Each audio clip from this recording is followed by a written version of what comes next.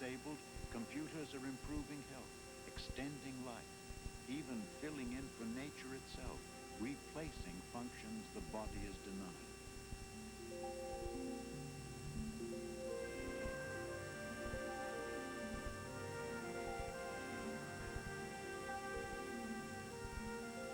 Join us on the threshold of tomorrow as we explore our relationship with the machines, our own ingenuity and imagination are making a reality.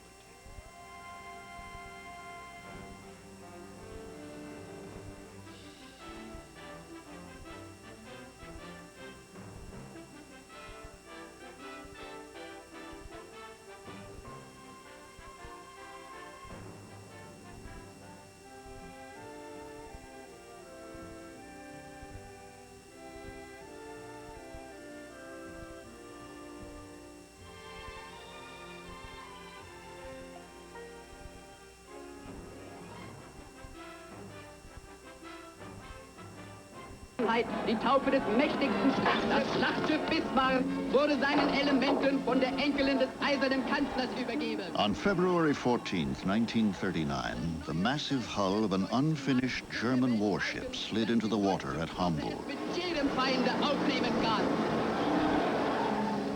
For the Nazi Party, it was a day to celebrate the country's resurgent military power. A moment to be savored by the Führer himself.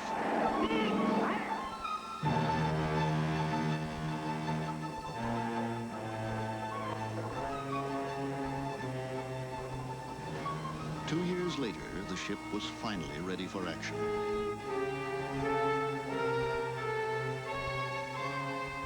When she left port in the spring of 1941, she was widely regarded as the most elegant and the most dangerous battleship ever built. She would never return. Her name was the Bismarck, and she was about to become a legend.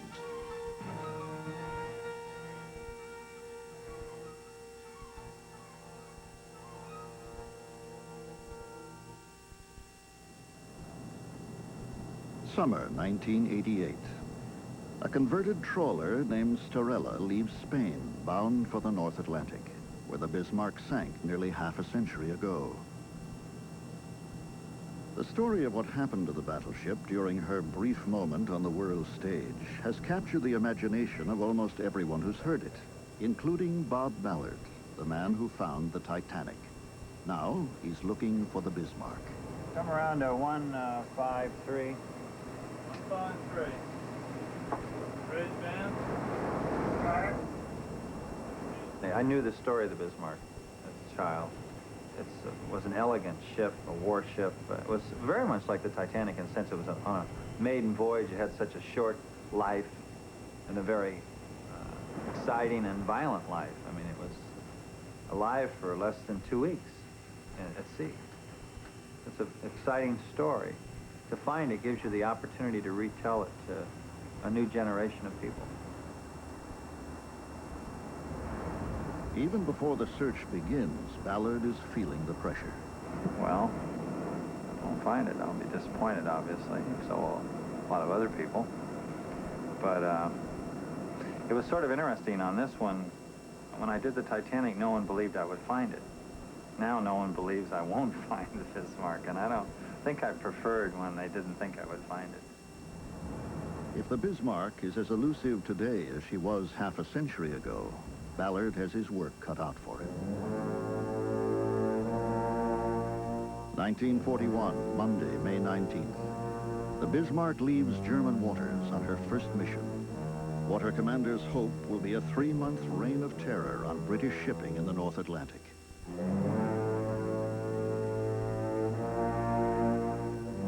She is a monumental weapon, a 1/6 of a mile long, displacing 53,000 tons.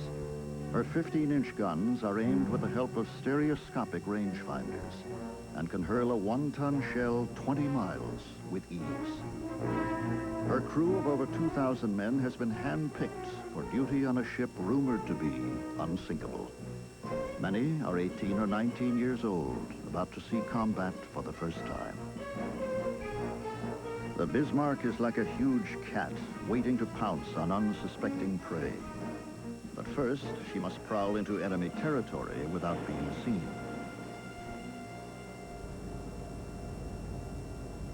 Two days out of port, the Starella approaches the Bismarck's last known position, 600 miles west of France.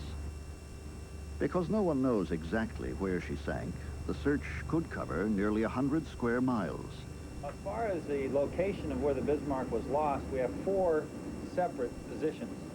One was by the Dorchester, which was the ship that dogged the Bismarck and then actually dealt the final blow when it torpedoed it from both sides. It gives its position over here in the eastern search area. Then there's the position of one of the destroyers, which is over in the western area.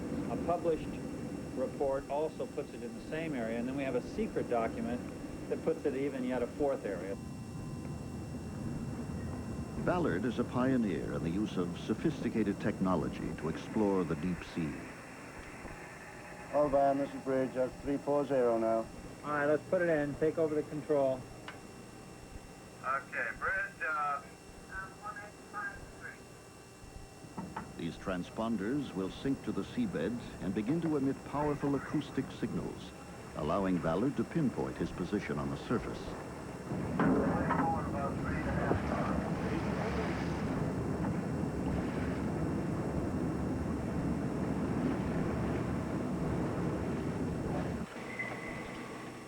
Sonar provides his first glimpse of the terrain lying 3 miles beneath the ship. Oh, I should pick up bottom right here. Got a hell of a long ways to go. Looks pretty gruesome. Looks real gruesome. I don't know, the worst is looking like it's with us. It's horrible topography, huge mountains, solid rock, hand-to-hand combat. Where we dropped the first transponder was nice and flat, but the second transponder went in near a mountain, and trying to get to the third, we're in solid mountains, which is just, you know, horrible. Ballard is worried that the rugged topography below will make it dangerous to maneuver Argo, an underwater sled carrying video cameras, lights, and sonar equipment. Argo is designed to photograph the bottom while skimming just above the pitch-dark seabed at the end of miles of cable. My biggest fear is losing the vehicle, because that's the biggest fear you got. Hanging up on a cliff and cutting your cable, and then losing it. I've come close before. I don't want to do that again. Ballard decides to avoid the mountains and focus his search on the flat mud plains to the west. For the men who operate Argo, like Ballard's son, Todd, the long watch is just beginning.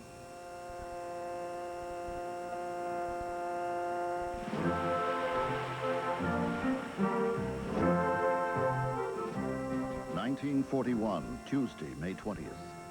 The Bismarck steams north and west through Danish waters. With her is a heavy cruiser, the Prince Eugen. For the men aboard the Bismarck, the times couldn't be better. The war in Europe is nearly 2 years old, and Germany still hasn't suffered a significant military defeat. Hitler's troops occupy most of Europe.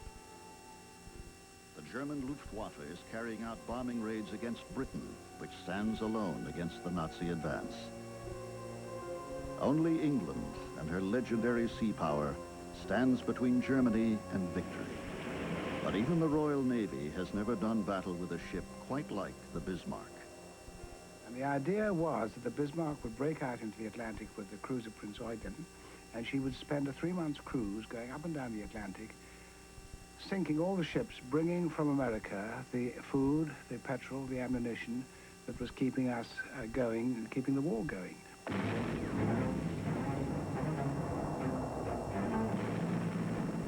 Although the United States won't enter the war for another 6 months, supply convoys from America are already being hit hard by the German Navy. If the Bismarck had got out onto the Atlantic sea routes, she could have done an enormous amount of damage. I think that if she had done that, she could have altered the course of the war. So it was very, very critical. She had to be sunk.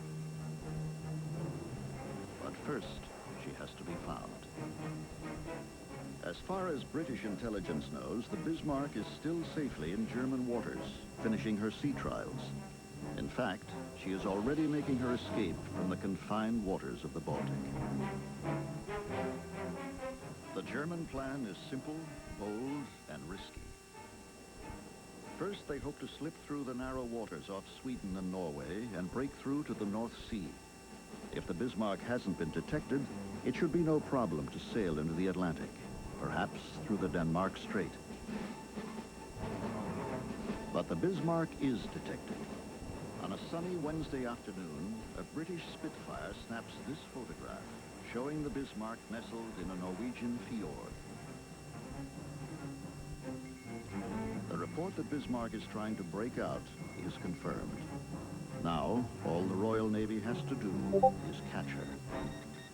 1988. Aboard the Starella, only 2 days have passed since the hunt for Bismarck began, and already Ballard believes he's picked up the scent. Argo is sending back images of a debris trail left by a sinking ship. That trail should lead Ballard to the wreck. Coming in.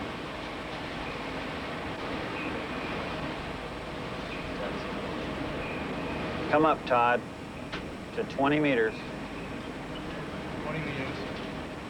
Something is buried here. There's something right there. Going down. Down. Keep going. Down. On the downswing. On the down. Now. Bang. The sinking should have been up in here.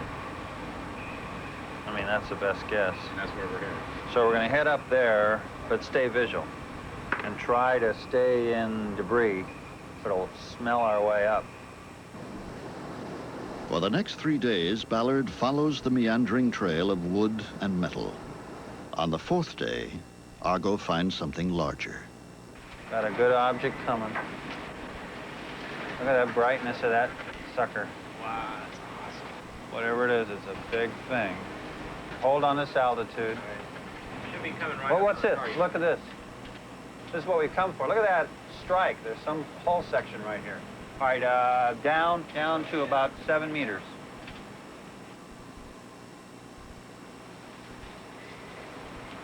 Yeah. Kaboom. What Ballard has found is an impact crater where some large object appears to lie buried. But what kind of object? You can see the debris trail. So you have very light stuff getting bigger, slack. So I think it went down to the bottom and went right in. I'm pretty confident that it's the Bismarck. We have total coverage of the area. And I think as we produce our data and process it, our case will get stronger, not weaker. Believing that he has found the Bismarck, Ballard has Argo hoisted from the water and the Starella turns for home. What we got to do now is to go home and take a closer look at the photographs and see if we can spot something that says, yes, this is the Bismarck, or no, it's not. The photographs give Ballard the definitive answer he's been looking for, but not the one he wanted. It's a rudder. And then there was a teak rudder. I mean, a brand new, beautifully preserved teak rudder. Now, I know the Bismarck was hit in the rudder. Maybe that's, and I thought, oh, yeah, a teak rudder. But obviously, it wasn't the Bismarck. And that image was sort of like a stake in your heart. I mean, I just looked at that, and there was no way I could rationalize around that. It was clearly belonged to a sailing ship. Instead of the Bismarck, Ballard has stumbled upon the wreck of a 19th century schooner. Round one to the Bismarck.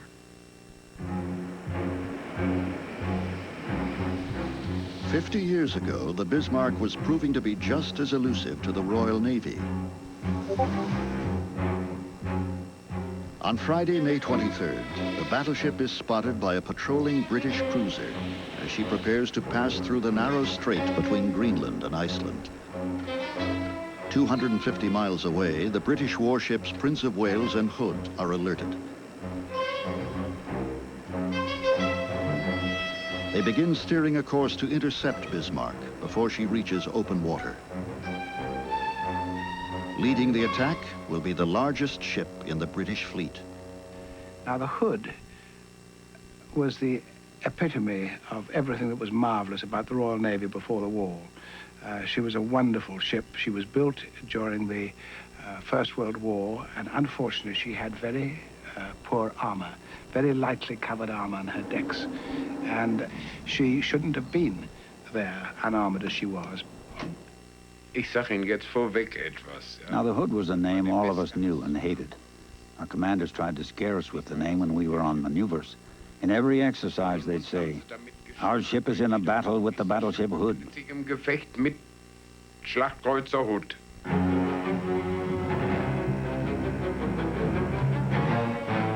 Saturday morning, May 24th, the two Titans spot each other. At a distance of about 14 miles, the Hood opens fire.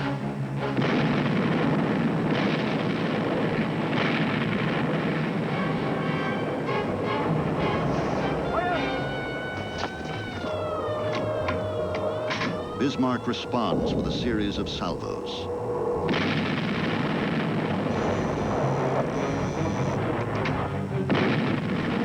One of Bismarck's shells penetrates the Hood's thinly armored decks and ignites her aft powder magazines. The resulting firestorm rips the Hood in half. All I saw was a gigantic sheet of flame which shot round the front of the compass platform. And the ship started to list to starboard. We were all thrown off our feet. There was no order given to abandon ship. It wasn't necessary. The news spread immediately and was passed on to everybody in the ship, however deep. Some were posted inside the ship, and the jubilation was almost indescribable. And it was difficult to get the men really back to their stations because of all that elation. I managed to get on one of these rafts, and I turned and looked round again. And she'd gone, and there was a fire on the water where she'd been. I say the water was about 5 inches thick with oil, and again I panicked. I turned and swam away again as fast as I could. And when I looked round again, the fire had gone out. And over on the other side were the other two. There was no one else came up, just the three of us. In less than 10 minutes of battle, the Hood is gone. Only 3 men from a crew of 1,400 survive. When this news was received in England, it was received with the greatest shock. It was as much of a shock to us in England as Pearl Harbor was to America. We couldn't believe that a ship which epitomized the Royal Navy and all our successes in the past could end within a few minutes, could end her life. And people said, well, what next? I mean, if the Bismarck can sink the Hood in 6 minutes, what else can she do? The British Navy has one last chance to capture... Summer 1989. A year after coming up empty-handed, Ballard prepares to renew his search aboard the Star Hercules. Well, we learned a lot last year, mostly where the Bismarck wasn't. We got a better ship, a better winch system, and we can finally take on the mountains. It's just too dangerous last year. I'm not too excited about going into the mountains even now, but I've run out of choices. This is the one of the reported positions here, another one here, and then here. So the new search area for this year is roughly 6 miles east-west by 5 miles. Now the transponder's Kathy are where right now? We've got A here, got B out here, and C up here. So running throughout this area is a tremendous wall that we have to worry about. In fact, this shows the wall, and it's fairly dramatic. It rises 1,000 feet from here all the way up to the top. So we have to worry about coming in and crashing into that wall. The winch we have is very powerful, and it's capable of breaking the cable. If you get it up and you get it trapped, think of it as a 20-pound trout on a 5-pound test line. Do not try to reel it in, because the trout will just break that 5-pound test and the winch will just break the cable. So pay it out, give it line. It takes Argo over 2 hours to reach the ocean floor, 3 miles down. Its only connection to the surface ship is a length of cable less than an inch thick. Once in position, Argo can search the bottom for days. But first, it must drop through realms of unimaginable darkness under the full weight of the sea.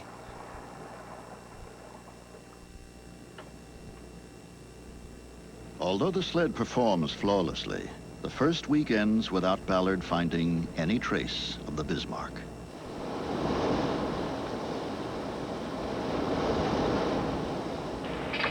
Well, the good news is the area we were so terrified of last year to the east isn't so bad. The bad news is we haven't found it. We've covered over 40 miles now along the bottom in an area of 30 square miles. And we haven't picked up any, other than mud and rocks. I mean, it's an interesting geologic feature, but that's not why I'm here.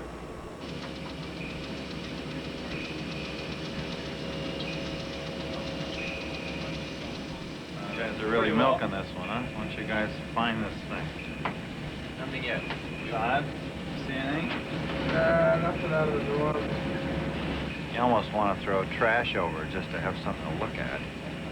Anything's more fruitful than this. This is boring. Oh, mud watching? I don't think the world realizes that most of the planet is mud. And I think I've looked at more mud than anyone else. Yeah, I think that's the worst part of any search, is just the boredom and hours and hours and hours of mud. And that's what I'm worried about, is fatigue setting in and people just going right by it and not seeing it.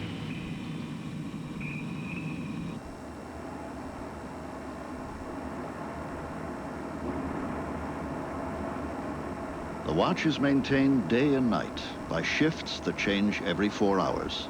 So far, there's been nothing of interest to report. Ready for some mud crawling?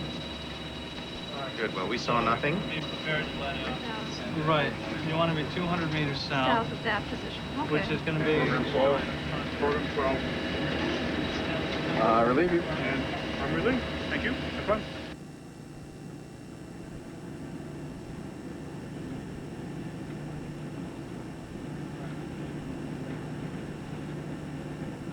The area we're searching is quickly exceeding the size of the area we searched for the Titanic. So they were really evidently very busy shooting at one another and not very busy at being navigators, because the positions that have been issued so far, there's nothing there.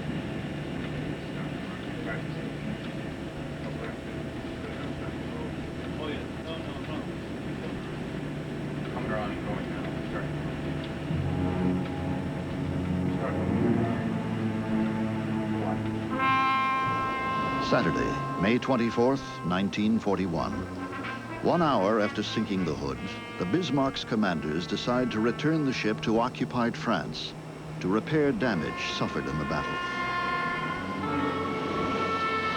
But Bismarck is being shadowed by 3 British warships, while another battle group moves into position for an ambush.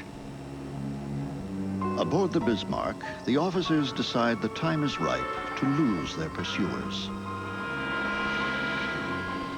And then came this dramatic event in the middle of the night when the captain of the Bismarck put the wheel hard a starboard and did a tremendous loop right out to the west and right back, crossed his own track, crossed the track of the Prince of Wales and the cruisers that were following him, and disappeared. Bismarck's maneuver takes the British completely by surprise. While they search 100 miles to the north, the Bismarck sails closer and closer to safety. 31 hours pass as the distance between Bismarck and the ships frantically looking for her widens. Then, on Monday morning, there is a sudden change in the fortunes of war. A Catalina flying boat, cruising just below the low-hanging clouds, spots a dull black shape on the choppy seas. It is the Bismarck. She is less than a day's sail from the protection of Luftwaffe bombers stationed in France. Most of the British ships are well to the northwest, while others lie south, all too far away to catch up. Only one ship has a chance to slow the Bismarck down before she reaches port, the aircraft carrier Ark Royal.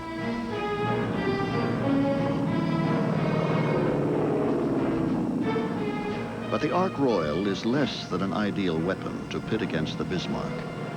Her aging swordfish torpedo planes have wings made of fabric, an attack speed of less than 100 miles an hour, and carry only one torpedo apiece. Yet they are the only weapon the British have left. If the swordfish can't slow the Bismarck down, she'll be in friendly waters by morning.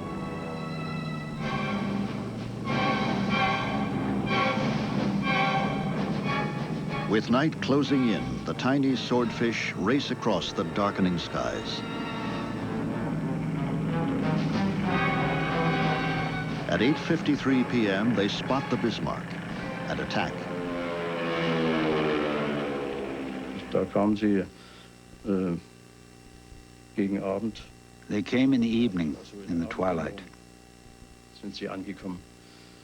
The sea was rough when we opened fire. We shot and shot, but what good did it do? We fired so much our gun barrels had to be cooled down. So viel ausgeschossen, dass die Rohre gekühlt werden mussten. One of the swordfish torpedoes hits Bismarck amidships, causing minor damage. But another strikes the battleship in the only place she is vulnerable, her rudders. Bismarck's steering gear jams. Now she can only move in one direction, northwest, directly toward the onrushing British fleet. And we couldn't understand it when we got a signal from the Ark Royal and the Sheffield saying course of Bismarck is now due north, when up to that point it had been due south, or at least southeast. And we thought they made a mistake. It's very easy when you see a ship in the distance in the haze. It's awfully uncertain whether it's going from left to right or right to left. And we thought, oh, they made a mistake, silly old thing. They should know better than that. And then when it was repeated 2 or 3 times, we suddenly realized that the Bismarck had been delivered into our hands. Ballard and his team are closing in. Will the new crew... The Star Hercules has been crisscrossing the seabed for over 200 hours without finding a trace of wreckage. On the 9th day of the hunt, that begins to change. Yeah, during the battle. No, it's just, this whole area is like someone really disrupted it. I mean, it's flat. We're just getting little snippets. There's some little stuff. Forward. Oops, look at that. Look at that right there. Forward. That's obviously man-made. No doubt about that. Light stuff. What did that one off to the right look like on your guy? It wasn't a shadow. Yeah, but it could be an impact crater. Could be. We came in on the debris about 17 hours ago. And we found a big section of wreckage. And we got burnt last year, and we don't want to repeat that. We want a definitive, you know, Bismarck, okay? We're not getting it. And it's frustrating. It takes hours and hours and hours, and I haven't slept for 17 hours, and I'm getting tired. The trail of clues on the ocean floor is tantalizingly human. A boot. A lantern torn from a sinking ship. But was it the Bismarck?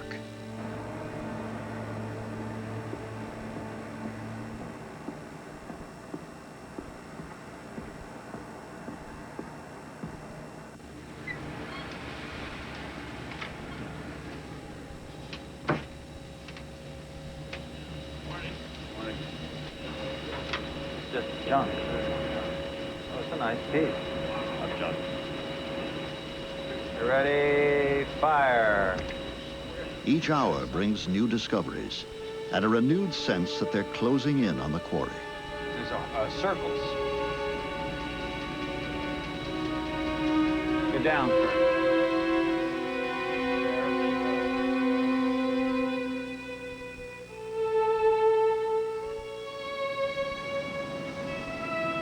Yet nothing they have found can positively be linked to the Bismarck until just before midnight, when Argo passes over what appears to be part of a turret that once housed Bismarck's 15-inch guns. Here. There. Back up. No, back. Reverse it. Back. Right there. All right, now, run. That's just the That's it. You got it. Close. They didn't have those on 18th century sailing ships. No, they did not have those on 18th century. They didn't. No. Do you know what the name of just like the boiler. The cylinder, first thing we saw, that was decisive. A fingerprint of the ship. Yeah, that was decisive. Ballard knows he's getting closer, but he's not there yet. We haven't found the ship. I don't think it was buried. I don't think it slid down that hill. I don't think it's there. I think it's somewhere else, but nearby. And here's more debris coming in. And it's that debris, the debris trail is going to lead us to the ship. We just have to pick up the scent again. Tuesday, May 27th, between midnight and dawn. Over a dozen British warships close on the crippled Bismarck, waiting for first light to deliver the final blow. They know their quarry is wounded, but no one can guess how badly. At about midnight or shortly after, the conclusion had to be drawn. It was impossible to do a useful repair, and it was just given up, and next morning had to be awaited. Wir haben beim Geschütz unsere Mahlzeiten eingenommen. We ate our meals at our guns. There was no more warm food, just bread with something on it. And once we had boiled potatoes. And we stayed at our guns the whole time. Und so weiter. Und dann, man hat sich eben nur am Geschütz aufgehalten. And this was perhaps the most difficult, the most dreadful part of the entire operation, as far as I remember. The certainty, you could not escape anymore, you couldn't do anything, and you could probably not do anything equal up to the battle that would be shaping up next morning. That was like a sentence of death. Tuesday, May 27th. 2 hours after sunrise, the Rodney and King George V finally spot the Bismarck emerging from a rain squall. Battle stations are called. At 8:47 a.m., the British warships open fire.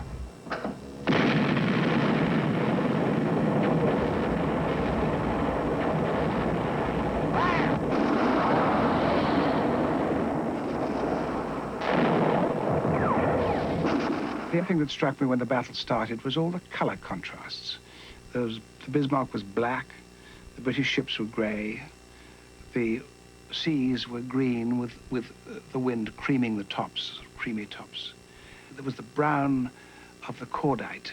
When the guns fired on both sides, there was these brown puffs of cordite smoke. And then there was the flash, the orange flash of the guns.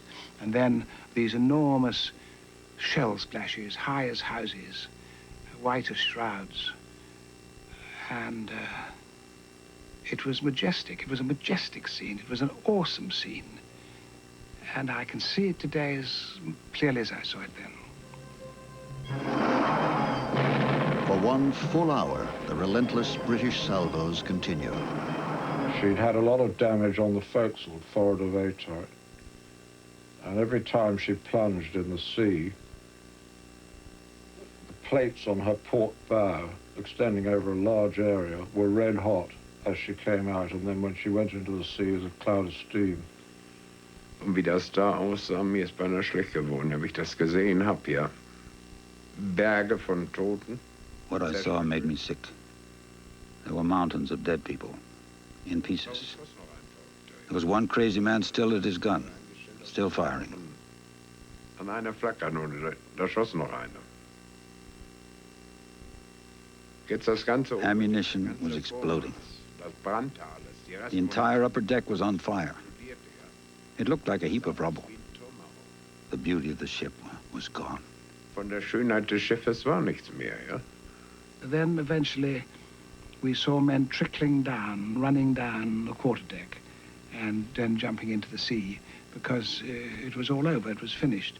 It was a dreadful sight, you know. No sailor likes to see another ship sunk, even if it's an enemy. This piece of film, showing the Bismarck burning on the far horizon, is the last view of the battleship before she began to sink. Ja, und ich überlegte, was machen. Hier bin ich nicht mehr nötig. I thought about what to do. I was no longer needed. What good is anti-aircraft in a sea battle? And we were almost out of ammunition. Und wo sollte ich noch hin? Dann bin ich mit rausgegangen. So I left with some others and we drifted away from the Bismarck on a lifeboat. Mit dem Schlauchboot nachher entfernt vom Bismarck.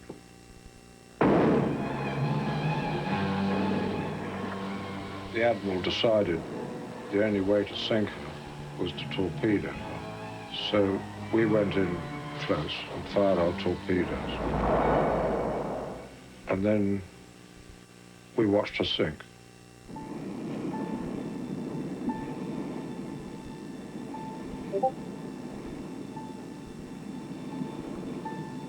Thursday, June 8th, 1989.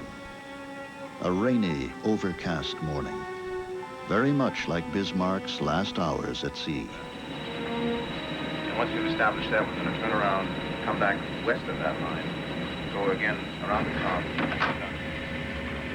Looks like we have a big target coming up on the port side, about 45 meters out. Closing on the target, it's about 30 meters ahead. All right. Still closing. Staying dark.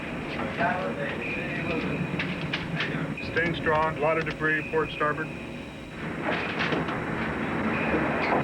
Still closing, real strong. This is a strong one, guys. This could be it. Gun decks. Incredible. Gun decks, right across the bridge.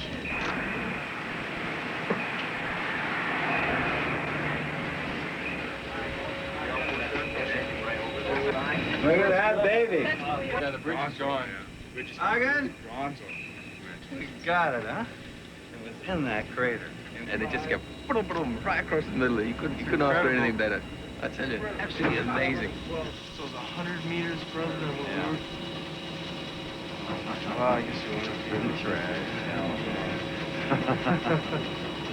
All right.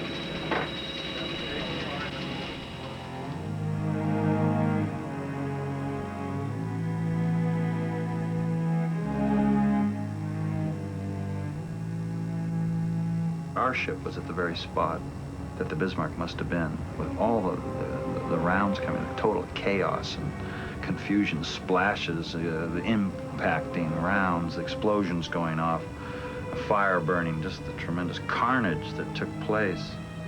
And then to realize that the ship sank, and then there were all these people in the water around you. You could almost see them swimming in this churning sea full of oil, and I relate to that as a seaman. How awful that would be.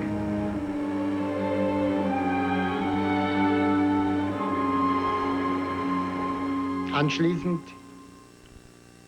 schwammen wir immer etwas, nicht? We swam for a little while, just to keep moving so we wouldn't freeze. The water was about 10 degrees Celsius. It was so difficult to swim in the oil that had assembled on the surface of the ocean from the sunken ship. It penetrated in our faces and ears. It was terrible and made everything most difficult. We were ordered to go and rescue them in the ship I was in. So we came up slowly to them and tried to pull them up the ship's side on ropes. I remember a story that spread right away on the Dorsetshire. A British seaman saw a German sailor who had no arms trying to swim. So he climbed down into the sea and fastened a rope around the man's body. I reached one of the ropes to help them pull this survivor up, and then we noticed that he had both his arms shot off and was holding the rope with his teeth. And he fell off just as we got him to the upper deck. And I went over the side to tie a bowline round him.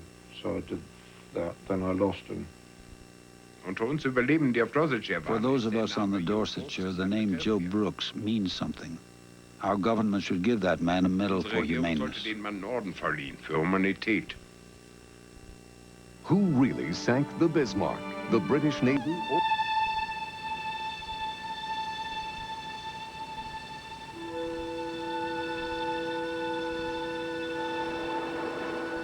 In the days following the discovery of the Bismarck, Argo maneuvers slowly around the half-buried hull, trying to determine the extent of the damage.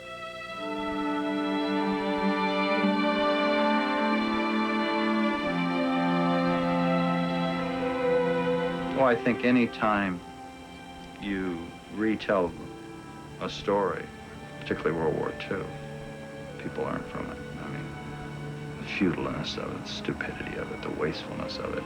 I think we need to be reminded of that. And I think one needs to be reminded of all that happened during World War II. And I think it's very critical that people reflect back so we don't repeat these things.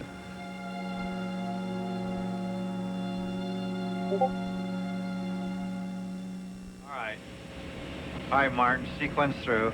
Okay, what's it? Stop, what's that? Looks All like right, down look.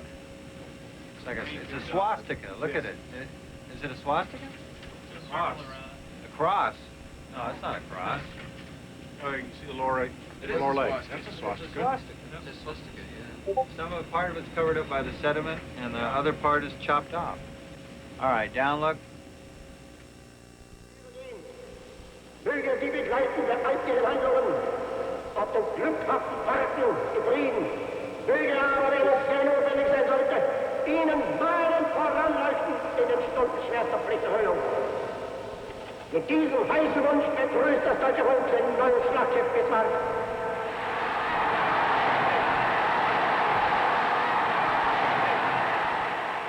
Now the ship that Hitler called this majestic giant of the sea can only be glimpsed in fragments.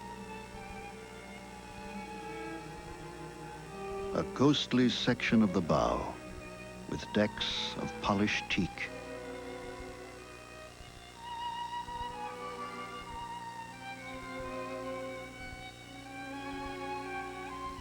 Bismarck's 15-inch guns, once held in place by their own weight, fell free when she rolled underwater.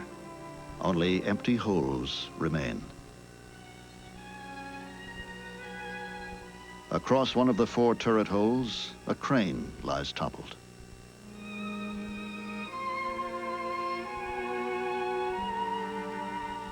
Much of the forward superstructure was destroyed, but the open bridge and conning tower still remain.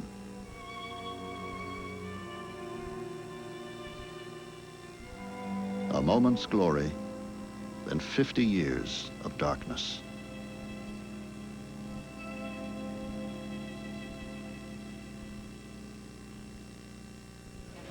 We got it all. I mean, there's absolutely no, the whole ship is here. We're missing, it looks like, all the big turrets, but almost all the other armament is present on the ship. We're only missing the big guns. Although the 4 main turrets are gone, Bismarck's smaller guns remain in place, as if still menacing the sea. That's gone. I'm sure the stack's gone, but... Okay, we need to... This gun has lost that. Okay, you want to give me some great ones. Little anti-aircraft guns. Should be down. Zoom down. There's an anti-aircraft gun. Dan? That guy's pointed. The fact that the ship is in one piece seems to confirm German reports that it was scuttled, though the issue is still being debated. I'm sure that it was a combination of scuttling and all the damage it took.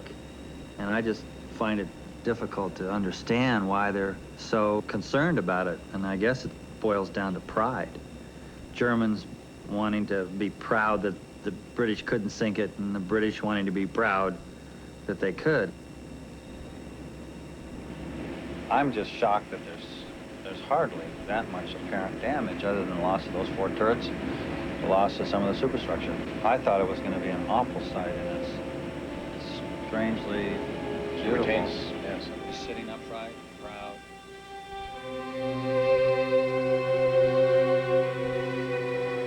The Bismarck survivors have been in the water over an hour when the British cruiser Dorsetshire arrives to pull them from the sea. The rescue effort has hardly begun when the Dorsetshire's captain gets a report that a German U-boat has been spotted. In an action that remains controversial to this day, he orders a retreat. The question runs through my head all the time. Why did Captain Martin stop the rescue while so many hundreds of men were still in the water? I can only interpret it as an act of revenge for what happened to the Hood, which sank with all her crew except for the 3 men who were rescued.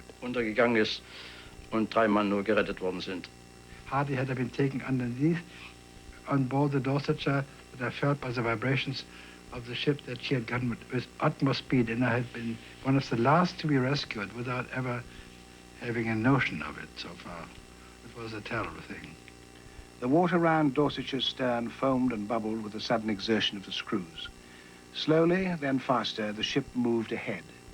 Bismarck survivors who were almost on board were bundled over the guardrails onto the deck. Those halfway up the ropes found themselves trailing astern, hung on as long as they could against the forward movement of the ship, dropped off one by one. Others in the water clawed frantically at the paintwork as the sides slipped by. In Dorsetshire, they heard the thin cries of hundreds of Germans who had come within an inch of rescue, had believed that their long ordeal was at last over, cries that the British sailors, no less than survivors already on board, would always remember. From the water, Bismarck's men watched appalled as the cruiser's grey sides swept past them, believed then that tales they'd heard about the British not caring much about survivors were true after all, presently found themselves alone in the sunshine on the empty, tossing sea. And during the day, as they floated about the Atlantic with only lifebelts between them and eternity, the cold came to their testicles and hands and feet and heads, and one by one they lost consciousness, and one by one they died.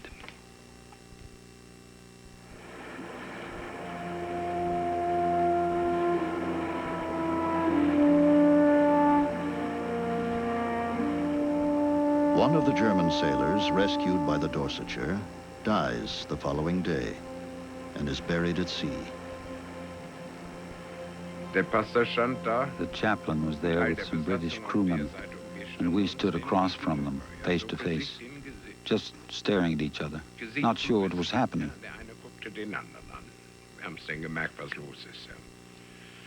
Der Kommandant hat gesprochen. Das militärische Signal, ich glaube, es war der... Then we heard a military signal, and I realized it was a funeral for my friend. Und dann hat sich einer von meinen Kameraden eine Mundharmonika geliehen. Und one of us borrowed a harmonica and played Ich hatte einen Kamerad. I once had a comrade. The British had tears in their eyes, just like us. He had stood next to me. He had marched by my side. Er stand an meiner Seite. Ja. Das war er niedlich auch nicht. Er ging an meiner Seite.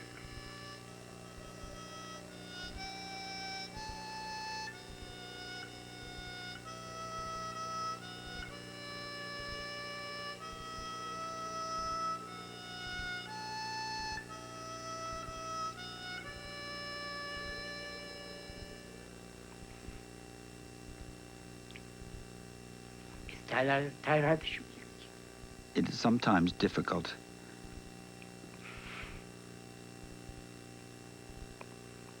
Wenn man immer wieder daran erinnert wird. To be reminded all the time. Ich kann vielleicht das nicht verstehen, aber It's hard to explain. einen Teil freut man sich und auf der anderen Seite On one hand, you're glad you survived. wird man immer wieder in die Vergangenheit reingerissen. But then you are pulled back into the past again.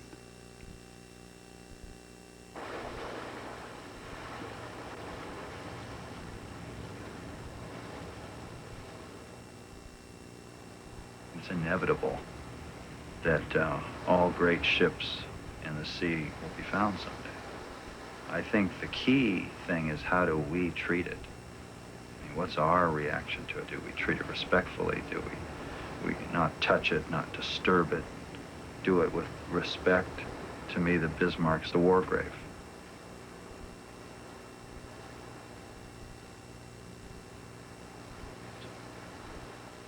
The chase and sinking of the Bismarck was without doubt one of the great sea epics of all time.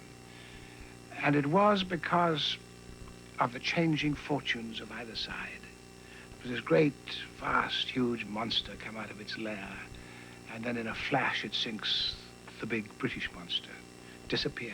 We look for it. We can't find it. A little tiny aeroplane suddenly finds it, reports where it is. Another little tiny aeroplane sends a torpedo which cripples it. And then the big British ships can come up and sink it. It's an extraordinary story. I mean, and it's full of heroism, and it's full of heroism, and it's full of pride on both sides. I mean, these were wonderful ships, and the impersonality of it all. You see, we all fired at each other without seeing the enemy. We never saw the enemy at all. The only time I ever saw the enemy was when this little trickle of men ran down on the Bismarck's quarterdeck and jumped into the sea. Apart from that, I could have been firing, or we weren't firing ourselves, but the British could have been firing at castles. A sea battle is a very impersonal thing. It won't happen again. Not like that.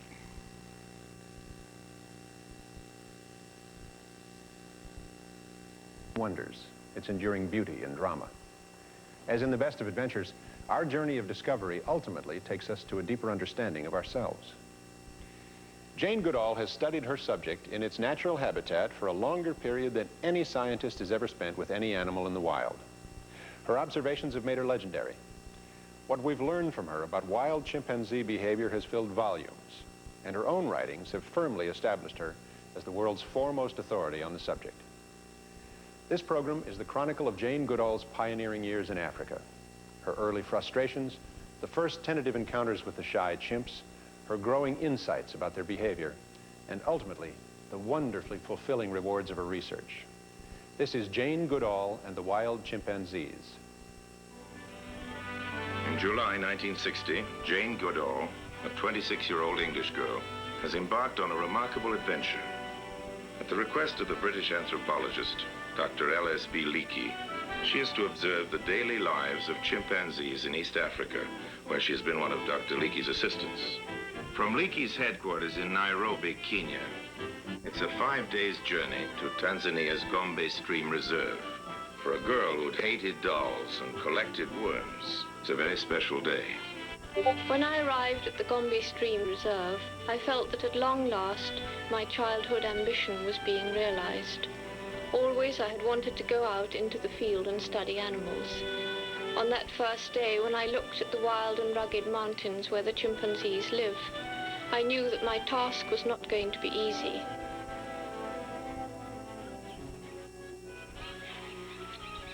The chimp reserve stretches 20 miles along the east shore of Lake Tanganyika, and 100 yards from the lake, James Camp is set up. Sponsored and filmed by the National Geographic Society, the expedition, which will yield what Dr. Leakey will call the most remarkable study on any primate ever made, at last is underway. Jane's permanent party will include only an African cook and his family and an African aide. Otherwise, she's on her own, a girl with no special training, but with natural aptitude, and in the words of Dr. Leakey, no preconceived ideas.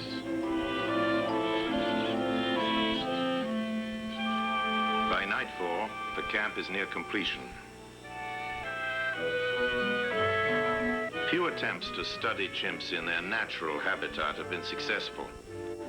But in the morning, Jane Goodall will set out in search of the powerful and potentially dangerous animals and try to observe details of their behavior never recorded before. She's been told how a frightened chimp once ripped away a man's cheek. She's also been warned, you'll never get near them.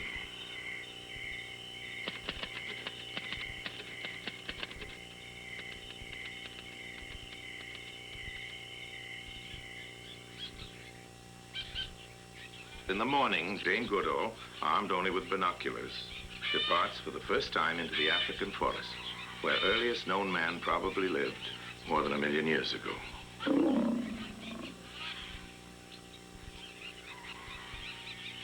From 60 to 80 chimps are known to inhabit the 60 square miles of the Gombe Stream Reserve, and through grass up to 14 feet tall, in temperatures as high as 115 degrees. Jane must seek them out. Leopards, bush buck, and buffalo seem more readily found, but any thought of personal danger is diminished by Jane's determination to find and study the elusive chimpanzees.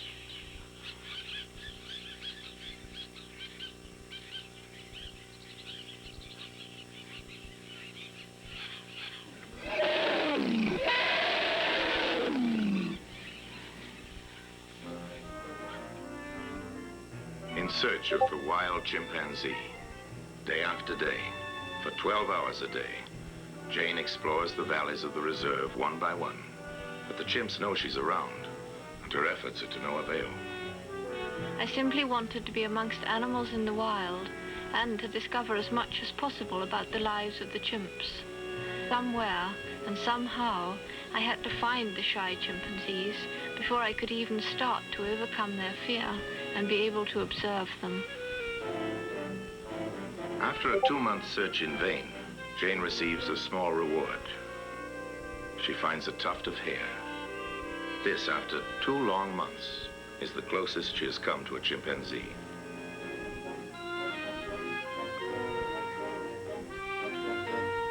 "1,500 feet above the thickly forested valleys, Jane can scan wide areas of country stretched out below. From here, she may yet be able to locate the evasive chimpanzees.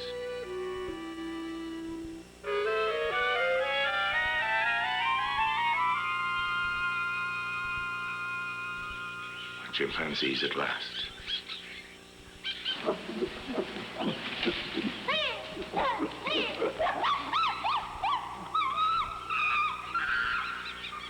Now, from the peak, she can at least begin to learn about their behavior.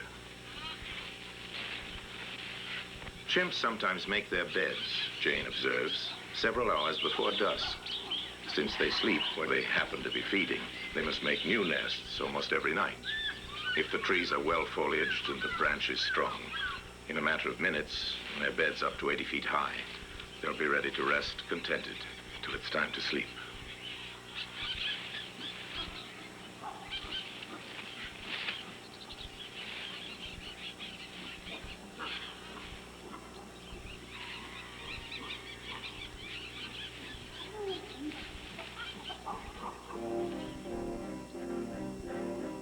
The days of futile wandering are over. Jane feels she has made contact at last. Now that she can tell where the chimps are, she must try to find them below in order to observe them up close.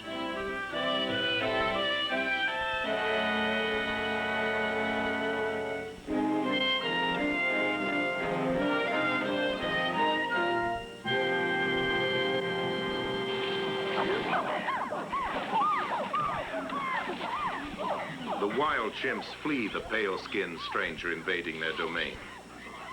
And for Jane, the harsh realization that she can't get closer than 500 yards.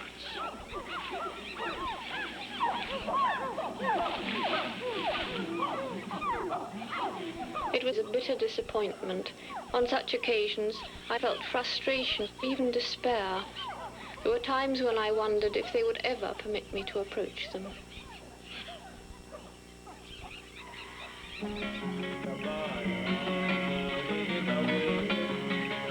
At night, when the temperature drops below 60, the camp is a cozy if lonely place.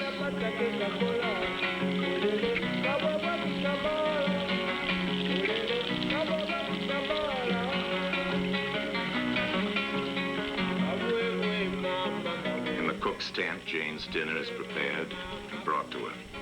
It will be her first meal since her morning coffee, more than 12 hours before.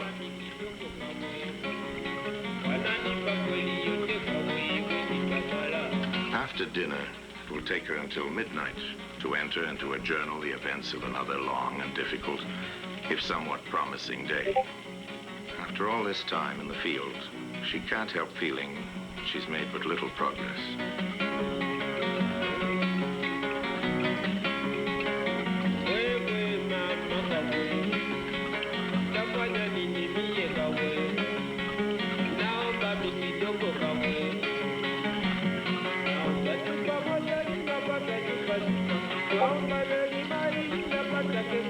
She never thought it would take this long to get close to the chimps. As I am not a defeatist, it only made my determination to succeed stronger. My desire was to be amongst and find out about animals in their natural habitat. There was never any thought of quitting. I should forever have lost all self-respect if I had given up.